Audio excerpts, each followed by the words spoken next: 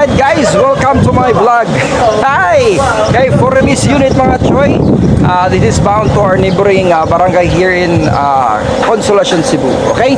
J64W beige and black combination po siya. Okay? Yung makikita nyo, for release unit na po yan. Yung may-ari nandun sa likod. Okay? Yung babae na yan, nandun sa likod. Yun sila yung may-ari dyan. Okay? So if ever interested po kayo sa unit na to, you can call me po 0942-361-6166 or you can chat with me no kung saan mo nakikita itong video na to. You chat with me no sa messenger po natin, either sa Soy Chuyan o kaya sa JT Rebuilder and Automotive Parts Trading na page po natin. Okay, so ito po yung interior niya mga madaman sir. Let's open po. Yan po yung interior niya. Kikita nyo yan.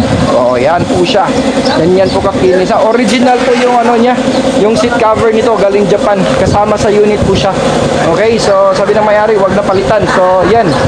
So yun po yung ano, kaniyang original. Okay, kasama din dito sa pinakalikod po. So tingnan natin no, yung pinakalikod na upuan po. So ganyan po siya.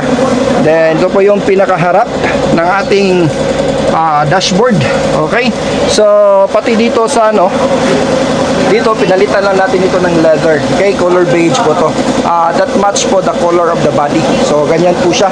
So if ever interested po kayo, PM po kayo dito no, sa akin po, no other than me, kay Choy Chuyan or JT Rebuilder Automotive Parts Trading page po. Okay, price of this secret, message me po so that you will know the price of this unit po. Okay, so may kasama po itong roof rack, may nakikita nyo ito. Okay, kasama po ito. So if ever interested po kayo, PM po kayo. So dito naman sa unit na ito, may ano po siya, touchscreen stereo at saka dashcam na po ito kasama.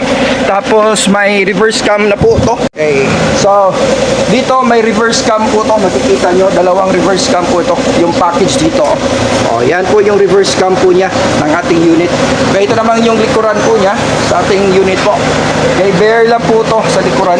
So tapos may speaker po ito, both sides po. Yan, may speaker po dito sa kabila. So ito po yung unit natin, DA64W po. If interested, PM po kayo. Okay, maraming salamat sa panonood.